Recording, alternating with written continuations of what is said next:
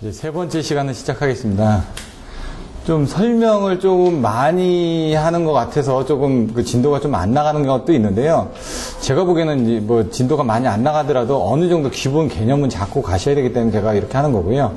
좀 중요하지 않은 부분은 스킵할 겁니다. 왜냐면 여기 있는 문제 중에서 아까도 보면은 제가 목차 설명드릴 때도 이런 것들은 좀 잘 안 나오겠습니다 하는 것들은 일단 뺄 테니까 일단은 여러분들이 책 한 권을 빨리 띄는 게 목적입니다. 책 한 권을 중요하다고 생각하는 부분 빨리 끝내놓고 나서 여러분들이 보시면 되거든요. 제가 그걸 일일이 뭐 초등학교도 아니고 뭐 가나다라 이거 다 해가면서 안 하거든요. 학원에서도 그렇지 않습니까? 중요한 부분만 얘기해주고 나머지는 여러분들이 공부하실 수 있게끔. 대신 이제 중요한 부분에서도 여러분들이 좀 잘 이해가 안 될 만한 부분들, 아까 그 그림 같은 것들 하는 것들을 잘 이해가 안 되거든요. 아무리 책을 보셔도. 그래서 그런 개념 정도만 잡아놓고 안에 내용들을 읽어보시면 조금 이해가 됩니다. 그래서 나머지 부분들도 그렇게 나갈 거고요. 피레기 부분들도 똑같은 내용들이 많이 돼 있습니다. 그리고 끝나면은 지금 여기 한 10분 정도 됐는데 요 밑에 그 동해바다 바로 옛날에 저희 끝나고 나면 알탕 먹었던 그 집에다 지금 10명 예약하고 왔거든요. 6시 가면 바로 식사할 수 있게끔. 그래서 끝나고 그쪽으로 가서 식사들을 한번 하시면서 서로 간에 또 얘기도 하시고 이제 뭐 일부 그전부터 있으셨던 분들은 잘 아시니까 그리고 이제 또 다음에 기회가 되면 또 그런 자리도 항상 제가 한 학기에 한 번씩은 그런 자리를 만들어 드리거든요. 부담 갖지 마시고 그때는 제가 밥을 한번 사니까 나중에 여러분들한테 얻어먹더라도 또 그렇게 진행을 하면 될 것 같습니다. 이제 자료를 한번 보시면요. 이거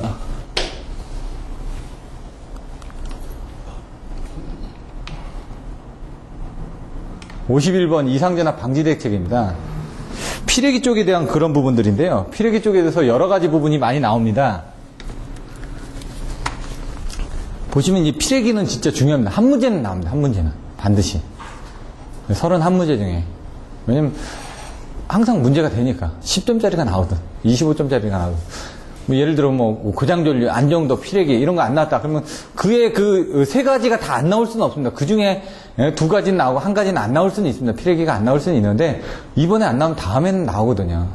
그래서 그 사고 출제 빈도가 높은 거는 반드시 해놓으셔야지만 됩니다. 왜냐면 이번에 내가 안 됐을 때를 대비해 가지고 해놔야 되거든요. 그래서 여러분들한테 이 책을 가지고도 하는데요. 이 책 안에서도 지금 214문제라고 돼 있었죠. 근데 그 중에 한 100문제 정도만 중점적으로 할 거고 나머지 100문제는 좀 건너뛸 겁니다. 아, 요거는 요런 겁니다 하고 빨리 건너뛰고 아예 설명도 안 하고 넘어가는 문제도 있을 겁니다. 한 50여 문제 정도는. 왜? 그거는 지금 옛날 유형의 문제고 별로 중요하지가 않으니까. 뭐 30문제가 될 수도 있고 50문제가 될 수도 있고 시간이 안 되면은 또 넘어갈 수도 있는 거고.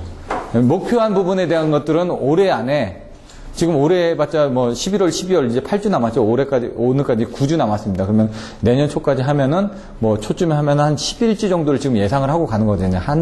하루에 20문제를. 근데 지금 1시간 하는데 지금 5문제 했거든요.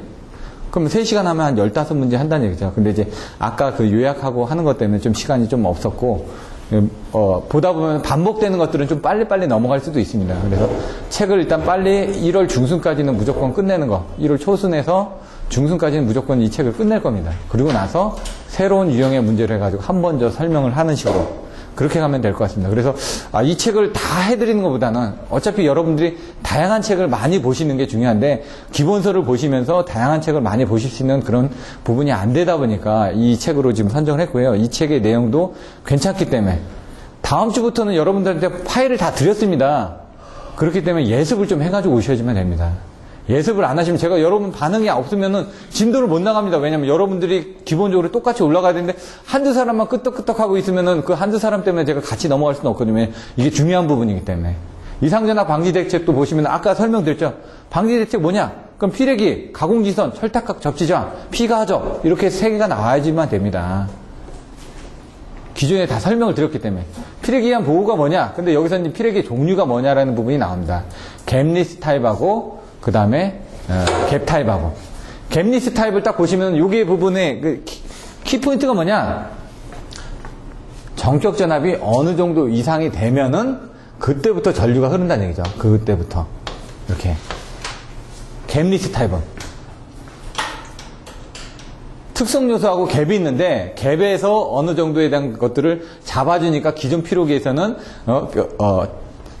갭이 어느 정도 견뎌지면 특성 요소가 열화가 되지 않는데 갭이 딱 붙어버리면 특성 요소가 약하기 때문에 바로 지락사고가 날 수가 있다고 그랬죠. 근데 갭리스 타입은 앞에 특성 요소가 없으니까 이 갭이 없기 때문에 얘가 자체적으로 그 특성 요소 가지고 견뎌줘야 되는데 그 특성 요소 성분이 뭐냐? SIC라는 부분하고 ZNO하고 두 가지로 나눠진다는 얘기죠. 산화N하고 산화규사형하고 그거 타입에 따라서 이게 특성이 틀려진다는 얘기입니다. 얘 같은 경우는 전압이 작게 걸려도 전류가 흐릅니다. 전압이 작게 걸려도 전류가 흐르고 기존 피레기는 그러니까 뭔가 전류가 흐르니까 안 좋겠죠. 피레기라는 거는 상선하고 대지선하고 연결하는데 여기 전류가 흐른다는 건 그게 지락이 나고 있다는 얘기죠. 누설 전류가 흐른다는 얘기니까 안 좋은 거죠. 근데 얘 같은 경우는 갭리스 타입 같은 경우는 어느 정도 전압 이상이 대유 그게 뭡니까? 정격 전압보다 높은 지역에서 그때부터 방전을 하기 시작하니까 얘는 안정적이다 이거죠. 근데 한번 이 특성 요소가 망가지거나 그러면 바로 지락이 나버리니까 중간에 갭 같은 게 없으니까 문제가 된다는 얘기죠. 여기 SI 소자보다 비직선 저항 특성이 우수하다. 갭리스 타입은. 그럼 얘가 SIC니까 얘는 뭘까요? ZNO겠죠? SIC 소자보다 비직선 특성이 우수하다고 했으니까 ZNO 타입이 되는 거죠. 그래서 여기 보시면 직렬캡과 특성 요소로 구성이 됐다. 직렬캡이 없이 특성 요소로만 구성되어 있다. 이렇게 돼 있죠. 내용이. 그 내용입니다. 영구 지락 고장 시 재성전이 가능하다. 왜냐면 중간에 하나가 있으니까 뭔가. 얘는 없으니까 불가능하죠. 그냥 바로 지락이 됐으니까. 속류가 발생된다. 얘는 발생이 안 된다. 열화 안 된다. 열화 발생된다. 이런 식으로 해가지고 내용들이 틀려집니다. 얘가 특성이 우수하지만 또 단점은 뭔가 문제가 생기면 그거에 대한 회복 능력이 없다는 얘기고요. 얘는 특성이 좀 문제가 있지만은 그 어느 정도 또 커버해지는 부분이 있다. 이런 내용들이 있습니다. 설치 장소 어디다 설치를 해야 되냐? 피레기 설치 장소가 4가지가 나옵니다. 이번에 이 부분이 시험이 나왔습니다. 왜 피레기를 그 피보호기기에 각각 해서 설치를 해야 되잖아요. 아까 보처럼 진행파가 반사하고 투과를 하면서 전압이 개방서질 때는 2배. 그리고 개방서지는 3.5배에서 4배. 반응이 없으셔가지고 제가, 예? 투입서지는 2배. 이렇게 이제 가끔 바꿔보거든요. 그러면 그때 정확하게 얘기했다는 건 여러분들 이해를 하셨다는 얘기입니다, 지금. 몇 분은 바로 답이 나오자니까. 그 사이에 머릿속에 집어 넣으셨다는 얘기입니다, 지금. 그렇게 자꾸 머릿속에 개념을 잡아 놓으셔야지만 헷갈리지가 않습니다. 저도 가끔 헷갈리거든요. 요건 뭐냐? ET. 피레기의 제한전압은 투과파 전압에 투과파 전압은 이 제한전압 플러스 이만큼이 왔다 갔다 할수록 된다 이렇게 돼 있죠. 그 왔다 갔다 하다 보면 이만큼의 전압이 올라간다는 얘기입니다. 결국 뭐냐 요 뒤에가 중요한 건데 이 SL S는 파도 준도 크기가 얼마나 킬로볼트입니다. 파도 준도 얼마나 큰 크기가 들어왔는데 L 길이가 짧으면 얘가 그 에너지가 이게 그 증폭이 되는데 길이가 길면은 에너지가 증폭이 더 많이 된다. 근데 V, 전파 속도에 따라서 틀려진다는 얘기예요. 속도가 느리면 증폭이 안 된다는 얘기예요. 감쇄되는 부분이. 속도가 빠르다는 건 공을 세게 던지면 어떻게 됩니까? 예? 가까운 곳에서는 이제 세게 던져도 사실 이제 이 부분이 들어오는 부분에 대한 것들이 약한 것처럼 보여지는데 먼 곳에서 봤을 때는 이제 그게 계속 증폭이 되면서 커진다는 얘기죠. 속도에 따라서. 그럼 발로 이렇게 톡 찬 거하고 그 다음에 세게 던진 거하고 틀리죠. 느낌이. 테니스 공도 이렇게 톡 치는 거하고 이제 세게 치는 거하고 틀릴 거 아닙니까? 그런 식으로 이제 생각을 하시면 됩니다. 근데 속도에 따라서 이제 반으로 저감이 된다. 이렇게 보시면 됩니다. 2분이니까. 근데 요게 이제 나중에 계산해서 보시면 되고요. 요거 때문에 그러면 1호사 같은 경우는 몇 미터에 설치를 해야 되죠? 피레기 설치 조건이? 예? 65m. 그럼 22,900원. 20m. 그럼 3, 4, 5는? 예. 3, 4, 5, 1, 5, 4, 6, 6, 22.9, 85, 65, 45, 20. 이렇게. 지금 제가 이제 순서를 바꿔보면 헷갈리는데, 그때도, 왜냐면 딱 그거 물어봤을 때 그 표가 딱 85, 65, 45, 20 딱 나와야지. 그래야지 이제 나오는 거죠. 이제 피레기 정적 전압이 이제 또 틀려집니다, 여기 뒤에. 1호사의 정적 전압이 얼마죠? 피레기? 예, 144. 3, 4, 5는? 288. 그러면 22,900원. 예? 예? 18kV하고 또? 예? 21도 있고요. 또 22kV는? 예? 21kV는 24도 되지만 27도 되는 경우도 있습니다. 그거는 이제 비접지일 경우. 이제 그 부분이 더 올라갑니다. 66은 예? 84. 그래서 이제 85%, 80%, 예, 115% 피레기가 나오는 겁니다. 이제 그게 나와야지, 왜? 전격 전압분에 올라가지 않습니까? 아까 154의 전격 전압이 얼마죠? 170kV죠? 170kV인데 144를 씁니다. 그걸 계산하면은 걔가 85% 피레기가 되는 거고, 362kV에 288을 하게 되면 걔가 80kV가 되는, 80 피레기가 되는 거고요. 66kV에 아까 84가 되니까 걔가 115% 피레기가 되는 겁니다. 그 세 개만 이제 80%, 85%, 115% 얘기를 하는 거고, 22900 같은 건 몇 프로라고는 얘기는 안 합니다. 그냥 가공지선을 설치한다. 유도례 차폐, 뭐 보유율 해가지고 요거는 나중에 이상전압에서 또 배울 겁니다. 시간 관계상 넘어가겠습니다. 이거 나중에 기본서상에서 또 배우니까. 보유율이 있고 보유효율이 있습니다. 두 개가 틀리다고 그랬죠? 보유율은 낮을수록 좋을까요? 높을수록 좋을까요?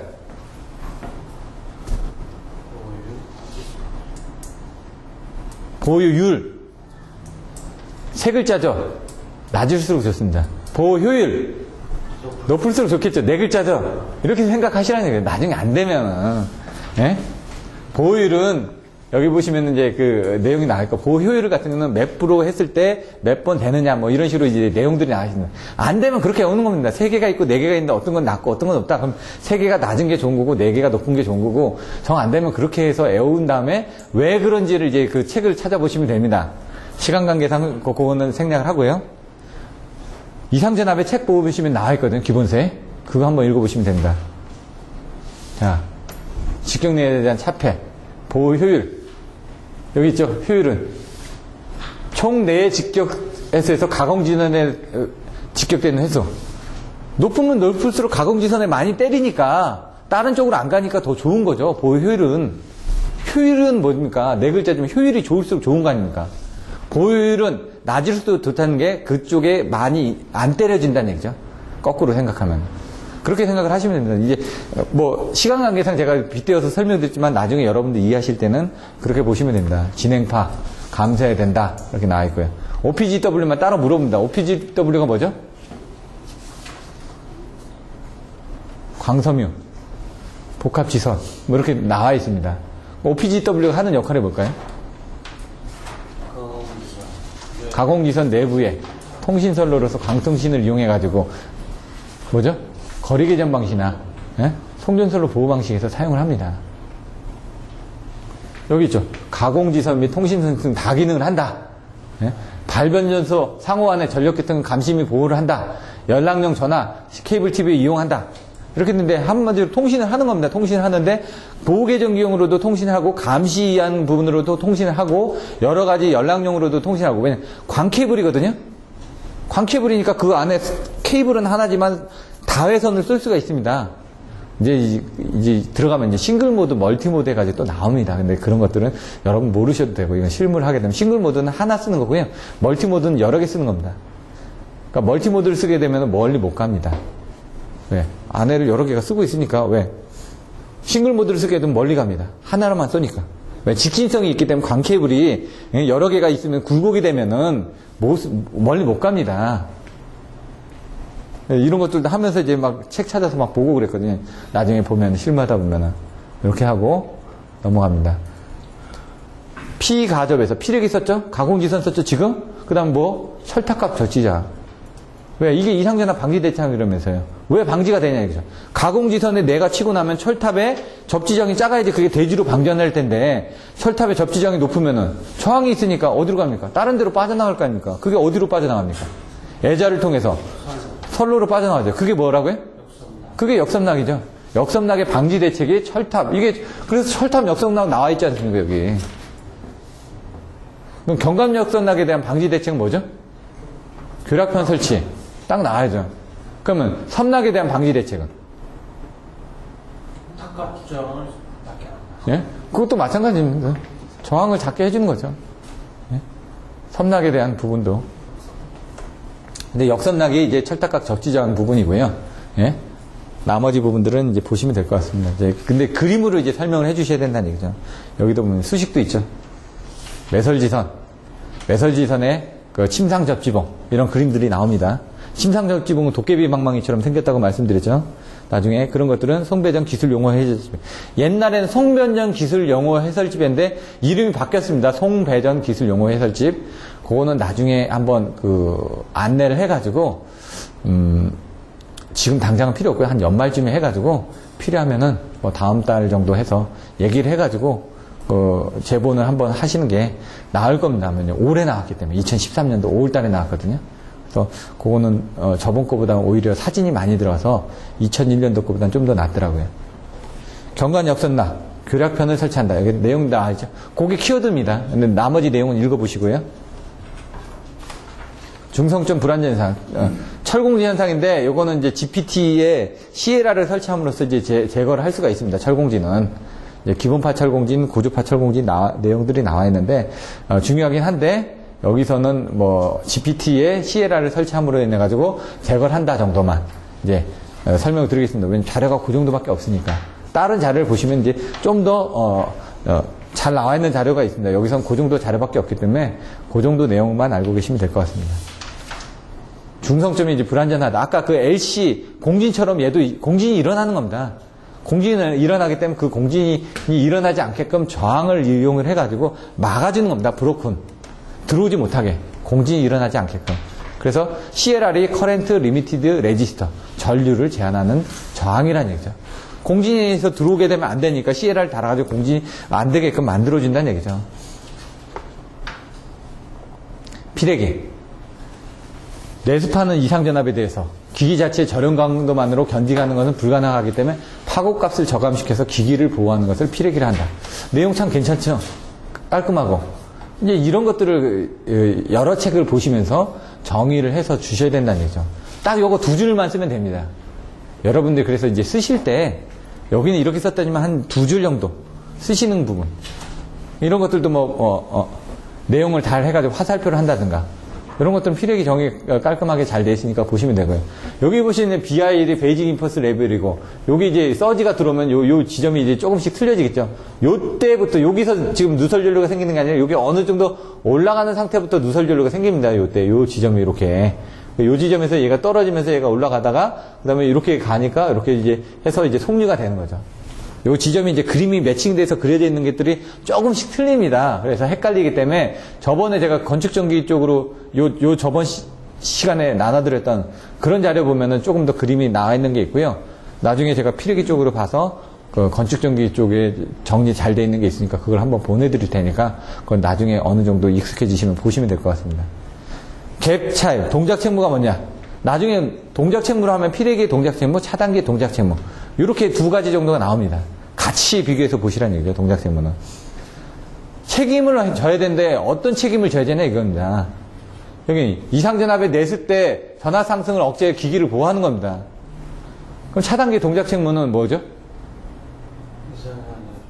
네?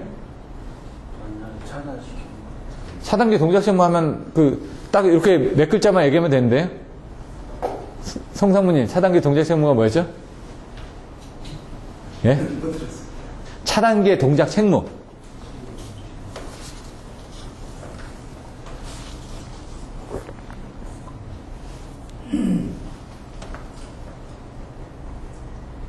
땡깁니다. 이러면 벌써 1분 지났습니다. 예? 좀 기다려 드리려고 했는데 시간 관계상. 예, 두 가지가 있습니다.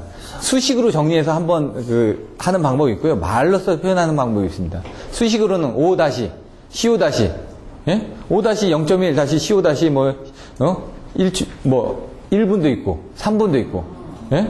그게 차단기 동작 책무라는 얘기입니다. 그냥 간단하게 얘기할 땐 그렇게 얘기하고, 그걸 말로 쓰면은 차단기가 오픈을 하고 다시 1년 된 투입하고 차단을 행하는 일련의 반복 행동을 차단기의 동작 책무라고 얘기를 한다. 그럼 어떤 게 더 낫습니까? 말 두 개를 같이 써서 해줘야죠. 표현을 어떻게 빨리 해주냐. 근데 먼저 생각할 때는 그게 생각이 안 나니까 5-0.1- CO- 15-1분 3-CO 그걸 생각하신다면 말로써 표현을 하시면 된다는 얘기죠. 자꾸 연상을, 그림을 연상하고, 수식을 연상하고, 말을 연상하고, 키워드를 연상하고, 자꾸 연상을 하셔야 된다는 얘기입니다. 그래서 같이 이렇게 비교를 해 두시면은 나중에 이게 조금 더 이해가 되지, 저거 할 때 이게 안 튀어나오니까 요거 하면서도 저걸 같이 공부하시고 요걸 하면서도 저걸 같이 공부하시고 그러면은 얘도 가서 공부를 했다가 얘도 가서 공부를 했다 헷갈리긴 헷갈립니다. 헷갈리는데 요거를 확실하게 알고 있으면 막 뻗어나갑니다, 이게. 근데 이제 그 단계가 되려면 이제 조금 필요하죠. 한 1년 6개월에서 2년 정도? 2년 정도 돼야지 이제 빡, 이거 하면 이거 나오고 저거 하면 저거 나온다는 얘기죠. 그래서 그게 좀 힘들기 때문에 자꾸 반복하면서 일단은 이제 요런 방법입니다라고 이제 설명드리면 본인이 하기 나름입니다, 그거는. 제가 중간중간에 이렇게 던져 놓는 거는 여러분들이 그걸 알고 있는지, 그럼 여러분들이 돌아가서 그거 할 때, 아, 요거하고 관련된 부분이 뭘까? 그건 모르면 못하는 거거든요. 동작책으로 또 나올 수 있는 게 뭘까? 그런 것들을 같이 이렇게 정리를 해 두시면은 나중에 좀 더 오래 기억이 납니다. 비교를 해서 해두다 보면 좀 오래 가니까. 그래서 자꾸 비교를 하시라는 얘기입니다. 요것도 개 타입하고 겟리스 타입하고 아까 기준을 가지고 비교를 해 놓으니까 좀 되지 않습니까? SIC가 있고 ZNU가 있다. SZ. 왜냐면 어떤 게 먼저냐 헷갈립니다. S가 앞에 나왔고 Z가 뒤에 나왔으니까 SIC가 먼저 나온 거고 Z가 뒤에 나온 거다. 이렇게 외우셔도 된다는 얘기죠. 정 안 될 때는. 케이블에 SZ 또 뭐 있었죠? 꼬임 있었죠? S 꼬임, Z 꼬임 있었죠? 예? 그런 식으로 이제 같이, 아, 이것도 생각하면 거기도 S 꼬임 있고 Z 꼬임이 있었는데, 뭐 이런 식으로 연산하면 S가 먼저 나오니까 SIC고 Z는 나중에 나오니까, 이런 식으로 막 이것저것 보면서 연산하다 보면 이게 좀 기억이 오래 간다는 얘기죠. 자기도 모르게. 정격전압하니까 상형주파 허용자 한자잖아. 이거 나오니까 못 쓰다 이거죠. 정격전압 산정 방법, 결정 방법을 써라 이건데, 이런 거 많이 있다고 그랬죠? 뭐가 있었죠? 전력조리에서는 기준값, 슬랙값, 수행모선 이런 거 있었고, 그 다음에 고유 송전 용량에서 고유 서지부와 실 부분에 대해서 또 여러 가지 과도 접지장 이런 부분들 여러 가지 고유 과도 임피던스, 고유 과도 접지장 이렇게 나온다고 그랬죠? 여러 가지 용어들이 이 뒤에 또 있습니다. 과도 접지장 해가지고 실에 대해서 설명이. 그런 것들도 여러 가지 단어로 표시를 하기 때문에 여러분들이 좀 헷갈려 하신다는 얘기죠. 그런 것도 보통 4가지 언어들이 똑같거든요. 4가지가 똑같은 내용들이 있는 것들이 있습니다. 그럼 그걸 잘 외워두셔야죠. 문제에서 그걸 딱 나왔는데 몰라서 못 쓰는 경우가 있습니다. 자기 알고 있는데 그 단어를 몰라서 못 쓴 겁니다. 상형주파 허용전압에서 뭐라고요? 알파, 베타, VM. 예? 알파가 뭐라고요? 접지계수. 베타는? 예? 여유계수. 그러면은 VM은? 최고 허용전. 요거 헷갈립니다. 여기 다 있죠? 접지계수, 유효계수, 최고 허용전압. 최고 허용전압이 어떻게 되나? 공중전압 곱하기 1.2. 공식전압은 어떻게 계산하죠? 표준전압을 1.1로 나눈 게 공식전압이죠. 그러니까 최고 효용전압이 이게 뭐죠? 다른 말로? 사실 다른 데서는 정격전압이라고 계산합니다. 표준전압에는 뭐가 있다고요? 공식전압하고 기준전압이 있다고 그랬죠. 표준전압이 있는데 그 옆에 공식전압이 있고 밑에 기준전압이 있습니다. 그 기준전압에서 1.1을 곱하면 위로 올라가면 이게 정격전압이라고요. 근데 피레기의 정격전압은 얼마라고요? 1.1 나눈 다음에 뭘 곱한다고요? 1.4를 곱한다고요. 1.4가 어떻게 나왔냐? 그렇게 계략하는 계산 방법이 있고, 요건 보시면은 어떻게 되십니까? 최고 허용전압. 공식전압이 1.2니까 이게 정격전압입니다. 정격전압에다 알파, 베타를 곱하면은 여기다 0.8을 곱하고 1.1을 곱하고 막 하다 보면은 이게 어떻게 된다고요? 1.1분의 1.4가 된다고요, 이렇게. 그래서 이렇게 계산하는 방법이 있고, 정격전압 산정에서 알파, 베타, VM이 있고, 요렇게만 계산하는 방법이 있고, 또 표에서 계산하는 방법들이 있고, 또 여러 가지가 있다고 그래요, 이제 4가지가. 그 중에 여러분들이 한 최소 2가지 정도는 써주셔야 된다는 얘기입니다. 발성배전 쪽에서는. 근데 알파, 베타, VM은 반드시 들어가야 되고요. 반드시. 표에서 찾는 방법, 아까 288, 144 이렇게 나오는 방법도 있죠. 그것도 2번째고, 그 다음에 1.1분의 1.4 하는 법도 3번째죠. 그렇게도 있고, 또 다른 표에서 또 찾는 방법이 또 있습니다, 이렇게. 건축전기 쪽에서는. 근데 이제 다 같은 맥락이기 때문에 한 3개 정도만 쓰면은 그 범주 안에 들어갑니다. 여기도 보시면 비유효 접지계는 1.4에서 1.6이 나오죠. 최고 허용전압이. 자, 요게 아까 나왔던 80%, 85%, 115% 나오죠? 근데 얘는 이제 정격전압이 66이 아니라 72kV가 되죠. 왜? 66 나누기 1.1 하면 60kV죠. 거기다 1.2를 곱해야지만 정격전압이 되죠. 60 곱하기 1.2 하니까 72kV가 정격전압이 된 거고요. 그래서 이게 84kV가 나왔는데 84 나누고 72 하니까 115가 되는 거죠. 아까 제가 66이라고 설명드렸지만은 그거는 그 개념적으로 여러분 이해하시라는 거고 실제로 나중에 써실 때는 169죠. 근데 170이나 169나 똑같습니다. 얘는 36이고요. 그걸 나누면 80%, 85%, 115%가 되는 겁니다. 이것도 이런 식으로 이제 커지는구나. 여기 3, 4, 5, 154 그 다음에 22,900이니까 여기 22,900은 몇 프로 피력이라는 건 없다는 얘기죠. 왜? 여기서는 딱 정해져 있으니까 21대지 18이라고 되어 있죠. 그 다음에 요 21, 24, 뭐 27 이렇게 또 올라갑니다. 24, 27 이렇게 또 올라갑니다. 비접지 쪽에서는. 근데 22kV 여기 나와 있지는 않은데 이제 나중에 실무를 하다 보면은 아까처럼 비접지는 몇 배를 한다고요? 여기서 1.4배에서 1.6배를 하다 보니까 22 곱하기 1.4를 해보십시오. 예? 공칭전압을 내린 다음에 그럼 24kV까지 그거 못 견딥니다. 그래서 이제 그런 배수 때문에 27kV를 쓰기도 합니다. 비접지 쪽에서는 22kV. 그런데 그런 케이스는 별로 없으니까. 왜? 우리나라가 22kV 쓰고 있는 데가 많나요? 거의 없습니다. 왜? 이제 사대문 안에나 조금 있고요. 조금 있습니다. 거의 없어졌습니다. 지금 옛날에 사대문 안에 신라호텔 같은 경우도 옛날에 22kV로 들어왔었거든요. 근데 그 부분 다 바뀌고요. 지금 시청 주위에는 아직 22kV로 수전받는 데가 있습니다. 시청역 근처에. 제가 옛날에 들어갔더니 그 건물에는 22kV로 이렇게 들어오더라고요. 이렇게. 왜 그러냐 했더니 비접지 계통이기 때문에 지락사고 나더라도 지락전류가 작기 때문에 다른 유도장애가 없습니다. 그러니까 보통 5km까지 유도장애가 생긴다라고 제가 말씀드렸죠. 거기는 뭐냐면 사대문 안에는 은행이라든가 이런 중요한 설비들이 많기 때문에 한번 지락사고 나면 그 어떤 에너지 파에 의해서 다른 데에 영향을 미칠 수 있는 요인이 있기 때문에 그렇게 설계를 한 겁니다. 일부러. 제한전압은 뭐라고요? 피레기가 방전될 때 피레기 단자가 안에 남게 되는 충격전압입니다. 충격전압. 이런 충격이라는 그게 중요한 거죠.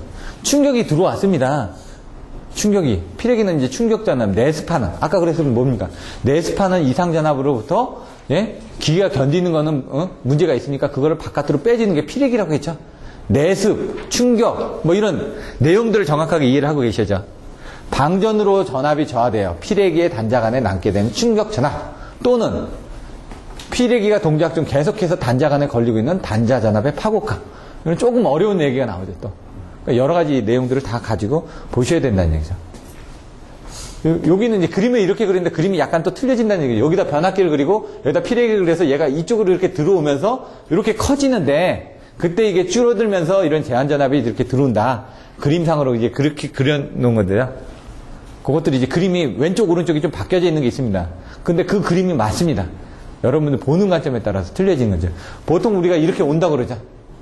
얘는 이렇게 오는 겁니다. 이렇게 오는데 여기서 이제 방전되고 이렇게 방전되고 하면서 여기 이렇게 남았다고 얘기를 하죠. 그럼 여기다 변압기를 여기다 그려야죠. 근데 이제 그러기에는 우리가 이렇게 온다는 게 좀 안 보여지죠. 그래서 그림을 어떻게 하냐. 변압기를 여기다 그려놓고 얘가 이쪽으로 이렇게 들어온다. 방향이 이쪽으로 들어오는 겁니다. 그때는. 이렇게 그리는 건 얘가 이쪽으로 들어가는 거고요. 그러니까 그림이 좀 뭔가 안 맞죠. 왜냐면 여기서부터 시작을 해야 되는데 그림을 여기다 그려놨으니까 뭔가 안 맞지 않습니까? 여기서부터 시작해가지고 없어져야 되니까. 근데 그림을 이렇게 그리다 보니까 얘가 이렇게 간다는 얘기죠. 그러니까 이게 좀 안 맞으니까 변압기를 여기다 그리고 여기를 해놓고 얘가 이쪽으로 가는 걸로 그림을 그립니다. 그림은. 그 그림이 이해하기가 더 편하니까. 근데 얘 같은 경우는 제한전압이 됐을 때 여기는 변압기를 안 그렸기 때문에 변압기를 그릴 때는 그렇게 그리고 변압기를 안 그렸을 때는 그냥 이렇게 해도 이해가 되니까 보통 저쪽에서 이렇게 진행파가 이쪽으로 간다라고 돼 있으니까 개념이. 그럼 여기서 이제 그때 설명을 드렸죠. 왜 2분의 1이 된다고요? 요거 지금 ET는 기억나시나요? Z2 플러스 Z1분의 Z1. 예? 전압은 Z2라고요. 전류가 Z1이라고요. 그래서 이 Z2가 된다고요. 왜? 투과파가. 여기서 투과하는 부분을 빼준 거 아닙니까? 여기서 투과한 부분에서 요 저항분만큼 빠져나가니까 여기까지는 뭐라고요? 요 앞에까지는 투과파고요. 투과파에서 얼마만큼 빼주면 됐냐? 여기 2가 있었으니까 여기는 2분의 1이 들어가고 그리고 어떻게 돼요? 여기 들어온 것만큼 그리고 여기에 단자전압만큼 이 단자전압은 뭡니까? V는 IR이니까 IR Z1 IR이니까 여기하고 여기 그렇게 해주시면 된다고요. 그렇게 외워주셔도 된다고 설명드렸죠. 그 전에 몇 번 설명드렸으니까 넘어가겠습니다. 변압기의 절연 강도는 피레기의 제한 전압하고 여기서 접지 전압, 전압 강화보다 크면 된다. 그러면 이제 절연 협조에서 1호사에 대한 선비 TL 여기 킬로볼트가 얼마나 돼야 되죠? BIL에서 절연 협조에서 첫 번째 1호사 860 두 번째 860, 750, 650, 460 이 460이 뭡니까? 이거죠? 제한 전압. 거기에 얼마가 넣었더라도 변압기 절연 강도는 얼마라고요? 650. 왜? 750kV가 BIL인데 거기서 일단 저감을 해서 650으로 만들었다. 얘는 650이고 얘는 460이니까 충분히 견디게끔 만들어져 있다 이거죠.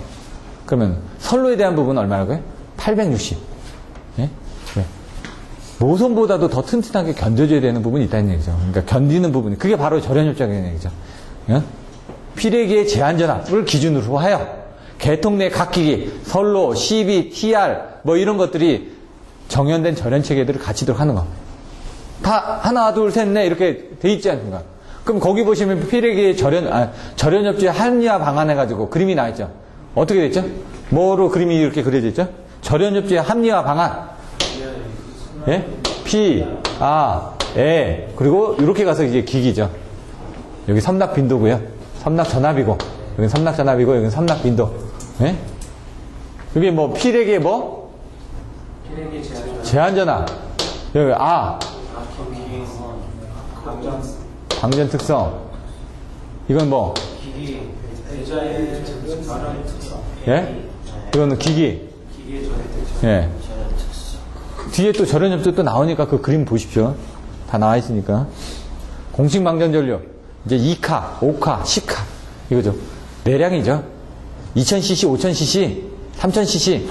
얼마나 cc를 뽑아냈냐. 빼낼 수 있냐. 전류가 이렇게 에너지를 바깥으로 빼낼 수 있냐. 2.5카짜리에 5카 흐르면 터져버립니다. 그래서 10카는 어디 쓰느냐. 저기 산등성이. 예, 10카 쓰는 데들이 어디냐면요. 모든 발전소 1호사 이상 전력계통이라고 했죠. 중요한 데는 다 쓴다는 얘기죠, 10카짜리. 10카짜리 쓴 데가 어디냐면, 저기 그, 통신회사. 기지국 같은 게 저 산 밑에 있거든요. 그럼 번개치기 좋잖아요. 왜? 우리나라 같은 경우는 이제 이런 그 건물 안에는 어떻게 합니까? 피레기하고 피레 돌침 이렇게 옆으로 두르게끔 되어 있지 않습니까? 그러면 이제 그 옆으로 이제 그게 롤링 히스톤의 그 저기에 따라서 그 반구 형상이 생기거든요. 그 가가 안에 전부 다 이렇게 짜게 해서 붙어 있기 때문에 맞을 일이 없습니다. 우리 건물이. 이 건물 사이에 지나다니면서 여러분들 번개 맞을 일이 없습니다. 번개 맞는 거 어디냐? 자, 어디? 골프 치러 갔다가. 저 산 밑에. 그리고 예를 들어 여러분들이 정자 밑에 가죠. 그러면 더 번개를 잘 맞습니다. 평지보다. 높이 튀어나와 있으니까. 쇳덩어리가 있으니까. 올해 여름에도 한 사람 죽었는데 핸드폰 쓰다가 공사장에서 비 오는 날 핸드폰 쓰다가 그렇게 이제 산지가 아니었는데도 그러면 아주 860만 분의 1이 그 로또 맞을 확률이라고 그러는데 그 사람 로또 맞은 겁니다. 번개 맞는 게 로또 맞는 거하고 똑같다 그러던데 그만큼 이제 위험하기 때문에 조금만 더 조심하면 된다는 얘기죠. 근데 사실 그런 것들은 예상 못했던 부분일 겁니다, 아마. 자, 2카, 2.5카, 5카, 10카. 이 부분 한번 보시면 되고. 적용시 고려사항. 아까 요거 얘기했죠, 이거. ET. 이거 또 나올 수가 있습니다. 계산하는 문제로. 계산 문제로. 지금은 이론적인 부분은 이걸 10점짜리로 물어봤었는데, 이거 뭐라고요? 85, 65, 45, 20. 이렇게 하는 것보다 표로 해서 보여주시라고, 표로. 표가 한눈에 싹 들려지니까. 그리고 접지선, 굵기, 보호 여유, 구비 조건. 여기 이제 나와있죠? 이렇게 딱. 여기서 트는 게 아니라 여기 쭉 내려가면 뭐라고요? 요때 왔을 때. 뭐라고요? 방전 개시 전압을 넘어갔을 때부터 이제 송유가 빠져나가겠죠. 그림을 정확하게 그려주시는데 그림이 안 맞습니다. 방전 개시 전압이 돼야지. 그때부터 방전을 하니까 그때부터 전류가 흐를 거 아닙니까? 그리고 요거에 대한 그림들은 이제 한번 살펴보십시오. 송유 부분. 근데 종래 피라기는 뭐라고요? 송유가 있다고요. 갭이 있으니까 갭에서 어느 정도 이게 떨어질 때까지 있는데 얘는 특성 요소가 있으니까 그것만 딱 떨어지면 없습니다. 여기는 뭐라고요? 여기는 특성 요소고 요건 갭에 의해서 잡아주는 부분이라고요. 송유 차단하는 갭에서. 근데 여기 갭이 없으니까 여기 부분에 송유가 없지 않습니까? 그런 개념만 가지고 계시면 된다는 얘기죠. 여기는 갭이 있었을 때 나오는 송유고 여기는 갭이 없으니까 송유가 없이 그냥 빨리 떨어지니까. 근데 문제는 한번 땅 붙어버리면 그때 팡 터져버리는 거죠. 얘는 두 단계로 나눠져 있으니까 한 번 단계, 두 단계 이렇게 나눠져 있죠. 특성 요소에서 붙어서 그다음 갭을 이용해가지고 갭에서 완전히 떨어지기 전까지 갭은 뭐냐? 전압이 차징이 돼 있으니까 이렇게 붙었다가 전압이 어느 정도 떨어지면은 이 갭이 그걸 딱 막아준다는 얘기죠. 문은 전압이 어느 정도 커져 있는 상태에서 갭이 붙어 있습니다. 근데 전압이 떨어지면 갭이 떨어뜨려주는 역할을 하는데 그 떨어지는 역할을 할 때까지 속류가 흘러준다는 얘기죠. 근데 얘는 갭이 없으니까 특성 요소만 빠져나가면 나면 끝나는 거죠. 왜 특성 요소에서 견뎌주고 있으니까. 근데 특성 요소가 못 견디면 그냥 팍 하고 터져버리는 거죠. 나머지 내용을 보시면 예, 재충상 방송 내가지고 나와있죠. 피레기 관련 용어 또 나와있습니다. 전격전압, 공칭 방전 전류, 속류 앞에서 설명드렸던 제한전압, 충격 방전 개시전압, 피레기 보호 레벨, 단위 동작 책무 이거 앞에 있던 내용들 보고 한번 보시면 됩니다. 똑같은 내용이니까. 시간 관계상 빨리 넘어가겠습니다. 그전에도 요 바로 전주에도 저저번 주에도 이거 피레기 가지고 열심히 설명드렸죠. 그때 피레기만 가지고도 설명 많이 드렸습니다. 그 안에 똑같은 자료니까 지금 넘어가는 겁니다. 피레기 전격전압 결정 이렇게 해놓고 뒤에 가서 여기 정복이 아니라 전격전압인데 상용주파 허용단자전압 해놓고 하니까 그걸 못 쓰더라 이거죠. 뭐라고요? 여기 밑에 세 번째 지로 보시면 뭐라고 했죠? 전격 주파수의 상용 주파 전압 최고 한도를 규정한 값을 말한다. 이게 전격 전압이라고요. 똑같은 내용인데 상용 주파 허용 전압이 전격 전압이다. 최고의 전압이 전격 전압이다. 근데 최고 전압하고 전격 전압하고는 약간 차이는 있습니다. 근데 이제 거의 같이 보셔도 됩니다. 같은 레벨로. 최고 전압이 전격 전압보다 높을 수도 있고요. 최고 전압이 전격 전압보다 낮은 경우도 있습니다. 있기는. 근데 거의 같은 레벨로 보셔도 문제는 없습니다. 이해를 하실 때. 개념적으로는. 근데 엄밀히 따지면 틀립니다. 전격 전압하고 최고 전압은. 여기는 뭐 어떻게 될까? 상용주파 전압의 최고 한대 시료값으로 나타나져 있습니다. 시료값으로. 전격 전압 선정식 어떻게 된다고요? 여기 전격 전압 결정 나와 있는데 뭐가 나와 있을까요? 알파, 베타, VM이 나와 있을 겁니다. 안 보나? 딱 보면은 알파, 베타, VM, 접지계수, 여유계수, 그거 뭐라고요? 최고 허용전압. 나왔죠? 그 다음에 전격전압은 여기에 대해서 여유계수를 가지고 있는데 어느 것을 하나 유사한 결과를 얻는다. 그러니까 두 개의 방법이 있다라고 설명을 해놨죠. 근데 여기 보시면 이제 아까 표로 하는 방법들이 또 있다. 또 1.1분의 1.4로 하는 방법이 있다. 뭐 이런 방법들을 더 써주시면 더 좋겠죠. 일단 알파, 베타, VM은 나와야 되면 됩니다. 무조건 피레기 전격전압에서는. 그게 안 나오면 답이 안 된다는 얘기죠. 뭐? 접지계수, 여유계수. 접지계수는 어떻게 결정되죠? 접지 방식에 따라서 결정이 되죠. 여유계수는 반대죠. 접지계수 쪽에서 보시면은 접지계수라는 건 여기 앞에 가서 볼까요?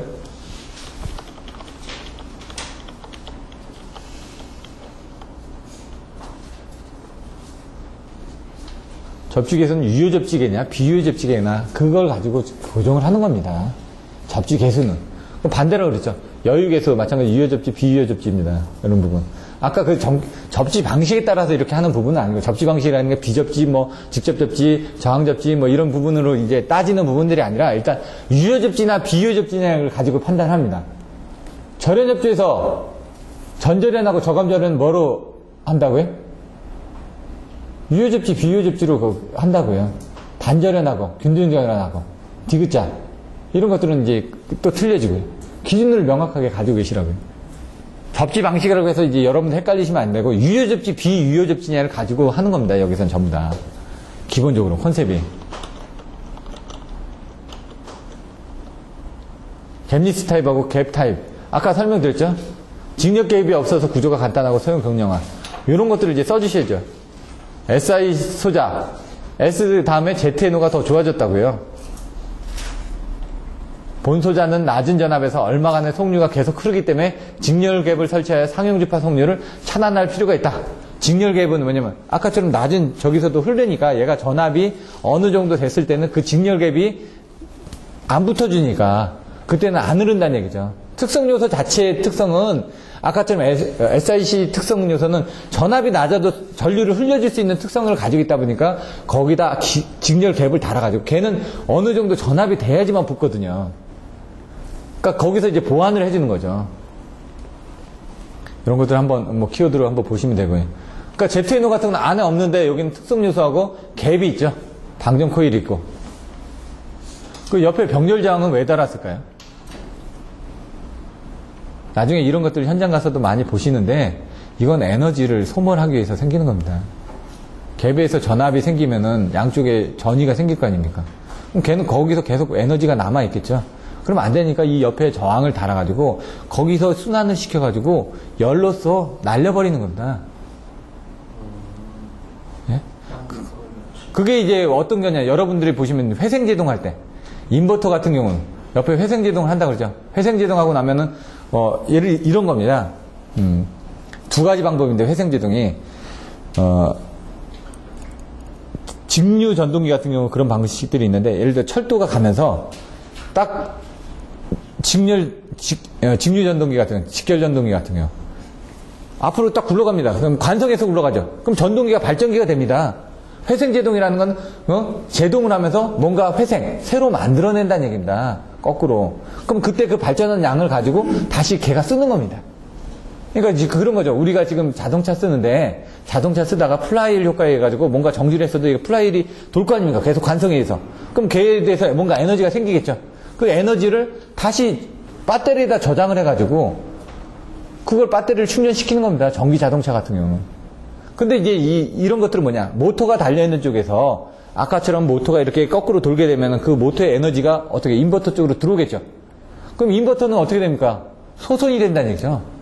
그래서 그런 회생제동을 할 때는 인버터 앞에다 저항을 달아줍니다. 그래서 회생제동을 해서 전동기가 돌다가 남는 에너지가 거꾸로 타고 발전기가 돼가지고 거꾸로 타고 선로를 통해서 인버터 쪽으로 들어오게 되면 인버터 안에 저항을 달아가지고 그 저항이 그 에너지를 열로서 태워버리는 겁니다. 얘도 마찬가지로 그런 역할을 한다는 얘기죠. 개념은. 나중에 뭐가 있는데 옆에 뭐 병렬장 달았다 그러면 그런 역할이 좀 맞을 거다라고 생각하셔도 됩니다. 거의. 피레기 상용주파 허용 단자 전압 결정. 이게 뭐라고? 전격 전압 결정이라고요. 여기도 보시면 또 어떻게 되어 있죠? 성류를 차단할 수 있는 상용주파 교류의 최고 전압의 시료치하고요. 피레기의 선로 단자와 접지 단자 간에 인가할 수 있는 시료치 전압. 최고 시료치. 나와있죠? 평균치가 아니라 시료치가 평균치죠? 최대 피크치는 아니라는 얘기입니다. 피크치는. RMS. 288, 144, 72, 21 다 나오죠? 상용주파 허용 개수는 뭡니까? 알파, 베타, VM에서. 지락사고 시의 건전상 최대 대지 전압은 중성점 접지 방식에 따라서 결정하며. 근데 그 중성점 접지 방식이 뭐라고요? 유효 접지냐 비유효 접지냐 그걸 따진다고요. 중성점 접지 방식 하면 여러분들이 생각하시는 게 뭐냐면 직접 접지, 비접지 뭐 이런 접지 방식을 생각하시는데 여기서는 그게 아니라 중성점 접지 방식이 유효 접지냐 비유효 접지냐 그 두 개를 가지고 따진다고요. 더 큰 컨셉으로. 어차피 그게 그 안에 담겨져 있지만 보통 유효 접지 계통, 비유효 접지 계통으로 나눠진다 이거죠. 그러니까 직접 접지도 유효 접지가 될 수도 있고 안 될 수도 있습니다. 직접 접지 계통에서도. 나머지는 다 비유효 접지 계통입니다. 직접 접지가 아닌 거는. 근데 직접 접지에서도 영상 임피던스가 잘못되게 되면 아까 유효 접지 계통이 뭐라고요? X1분의 R0가 1보다 작고 X1분의 X0가 3보다 작았을 때 그 조건이 안 맞으면 직접 접지에서도 유효 접지 조건이 안 되는 겁니다. 지금. 그래서 옛날에 한전 같은 게 어떻게 했냐면 한전 옆에 그 플로팅 접지라고 가지고 한전 지금도 보시면은 한전 변전소 그러니까 그 154 변압기의 1차 측에 보시면 피레기하고 옆에다가 DS를 달아놨습니다. 근데 DS를 제껴놨습니다. 왜 DS를 붙이면은 접지가 되거든요. 영상 임피던스가 틀려진다는 얘기죠. 옛날에 영상 임피던스가 안 맞았을 땐 그걸 투입하고 빼고 했었는데 지금은 그걸 안 하기 때문에 그거를 이제 표준으로 잡아서 되어 있지만 투입은 안 시킵니다. 투입을 시키면 외부 지락 사고 시에 지락 전류가 괴한을 할 수가 있기 때문에 여기서 비유효 접지는 1.15배, 유효 접지 계통에서는 1.1배. 아까 0.6, 0.8, 뭐 0.6에서 0.8 그런 내용들 나와 있었죠? 그런 것들도 한번 보시면 되고요. 알파, 베타, VM에서 VM은 공친전압의 1.2배다. 나왔죠. 그럼 그 앞에 뭐 이것저것 여기 1.1하고 1.15라면서 지금 유도계수가. 그럼 1.2에다가 1.2로 곱해보십시오. 얼마가 나오나. 그럼 전체적으로 나중에 계산하게 보면 1.1분의 뭐 1.4 정도 그 비율로 나와진다 이거죠. 알파 값에 따라서 틀려지겠지만 베타 개수는 이렇게 올라간다는 얘기야. 알파 값은 얼마 그러고요? 이 80% 초과하는 계통 아니냐, 유효접지 계통 아니냐에 따라서 0.6에서 0.8, 0.75 이렇게 나왔죠. 근데 유도 계수는 올라간다는 얘기죠. 그러니까 앞에 0.8이고 여기 1.2로 하면 걔가 한 1점 정도 되겠죠. 1.2가 되니까 그 1.2배가 될 텐데 앞에 개수에 따라서 걔가 비유효접지 계선이라면 1.4배까지도 올라가겠죠. 앞에 1.1, 앞에 1.15, 그 다음에 1.2 곱해버리면 좀 더 올라갈 거 아닙니까? 그런 부분도 나올 수가 있다. 전격전압 선정시 고려사항. 여기 나와있죠. 288, 144. 근데 중요한 건 6으로 나눌 수 있는 상황으로 해야 된다. 피레기 용어 해설, 피레기 직렬계, 방전 특성, 제한전압. 앞에서 설명드렸죠. 제한전압은 똑같은 내용 나오죠. 피레기 변압기 절연 강도는 860이 아니라 뭐라고요? 650이라고요.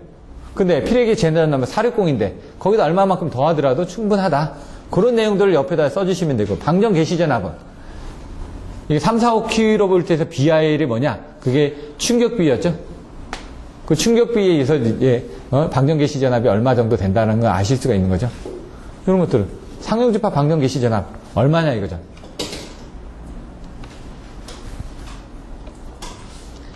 임펄스 방전 개시 전압 얼마냐 이거죠. 상용주파하고 임펄스하고는 틀립니다. 상용주파는 좀 작고요. 임펄스는 높습니다. 대신 시간이 짧죠. 상용주파는 60Hz고 임펄스는 1.2 곱하기 50 마이크로세크고요. 거기에 대한 그 부분이 틀려진다는 얘기죠. 그래서 뭐 325kV라든가 154 같은 경우 325kV 이런 식으로 나오겠죠. 근데 피레기는 얼마라고요? 288 아닙니까? 밑으로 내려가 있지 않습니까? 전격전압보다 약간 위에 있는 그런 부분들이 나올 거라는 얘기죠. 전격전압은 위에 있고요. 공칭 방전전류 2.5카, 5카, 10카. IK에 연간 내후 방전 내량이 있습니다. 뭐 존1, 존2 뭐 이렇게 해가지고 나와 있는데 다른 자료들 부분은 나와 있으니까 위치 선정은 이제 4가지가 있습니다. 4가지. 어디에다 설치하냐? 가공과 지중선이 만나는 것, 뭐 발변전소의 출입구, 뭐 해가지고 이렇게 4가지 설치 조건이 있거든요. 그런 것들 보고 써주시면 되고. 근데 여기서는 피레기 설치 중 가능한 한 피부 보호기기 가까이 설치한다. 그러면 ET는 EA 플러스 V분의 ESL. 이런 수식 같은 거 옆에 써주시라고요. 다 그 안에다 보시면 되니까. 최대 유격거리. 아까처럼 쓰지 말고 이렇게 표로 써주시라고요. 표로. 그림을 보기 좋게끔. 피레기 접속면 도체 굵기. 아까 앞에서도 나왔죠. 282분의 루트 T의 IS. 이 T 값이 이제 고장 지속 시간이 1초가 안 넘죠. 보통. 1초 전격입니다. 다. 모든 웬만한 기기들은 1초. 3초 전격짜리는 진짜 튼튼한 겁니다. 근데 이제 또 1분 전격짜리가 있죠. 또. 그러니까 여러분 헷갈리는 거죠. 어떤 거는 뭐 1초, 어떤 건 3초, 어떤 건 30초, 어떤 거는 뭐 1분. 이렇게 돼 있으니까. 근데 1초가 많습니다. 그리고 1분이 많고.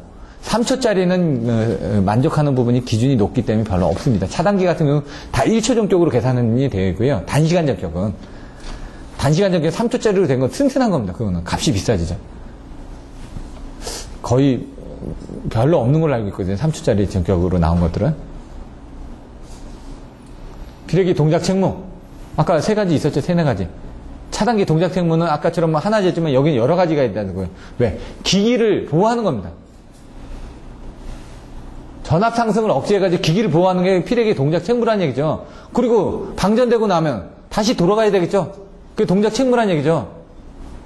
이 2가지는 기본적으로 알고 있어야 되겠죠. 왜냐 뭔가 들어오면 바깥으로 빼주고 다시 원상복귀해야 되는 이 2가지는 알고 있어야 된다는 얘기죠. 피레기 동작 책무에서 2가지는 거기에 플러스 하나 정도, 플러스 2개 정도 알고 더 써주시면 좋은데 차단기 동작 책무는 한 줄인데 그거를 이제 2가지로 표현을 한 거죠. 근데 동작 책무도 조건이 틀립니다. IC 조건, 뭐 ESB 조건, 뭐 이런 식으로 여러 가지가 있으니까 그걸 써주시면 되는 거고요. 피레기 동작, 접지계수 나왔죠. 절연계급, 인슐레이션 레벨. 인슐레이션 레벨 이게 바로 베이직 임펄스 인슐레이션 레벨. 이걸 뭐라고요? 기준 충격, 절연 강도 해가지고 나와 있는 거죠. 내용들이.